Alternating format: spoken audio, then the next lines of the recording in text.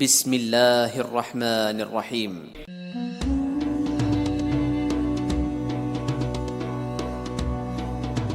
انس بن مالک رضی اللہ تعالی عنہ سے مروی ہے کہ نبی صلی اللہ علیہ وآلہ وسلم نے اپنی بیماری کے دوران فرمایا، اپنے رشتہ داروں کا خیال رکھو، اپنے رشتہ داروں کا خیال رکھو۔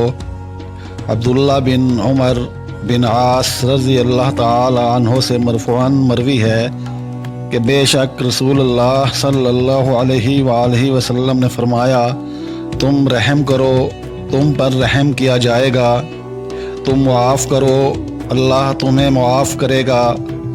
سنی انسنی کرنے والوں کے لیے ہلاکت ہے، ڈٹ جانے والوں کے لیے ہلاکت ہے، جو اپنے گناہ پر ڈٹ جاتے ہیں حالانکہ وہ جانتے ہیں۔ عائشہ رضی اللہ تعالی عنہا سے مرفوعاً مروی ہے کہ جب اللہ کسی گھر والوں کے ساتھ بھلائی کا ارادہ کرتا ہے تو ان میں نرمی داخل کر دیتا ہے۔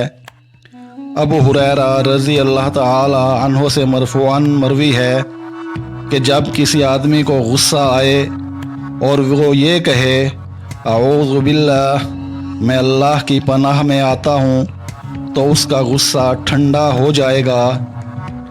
ابو بکر رضی اللہ تعالی عنہ سے مروی ہے کہ رسول اللہ صلی اللہ علیہ وآلہ وسلم نے فرمایا، جب مسلمان اپنے بھائی پر اسلحہ اٹھاتا ہے تو اللہ کے فرشتے اس پر لعنت کرتے رہتے ہیں جب تک وہ اس سے اسے ہٹا نہ لے۔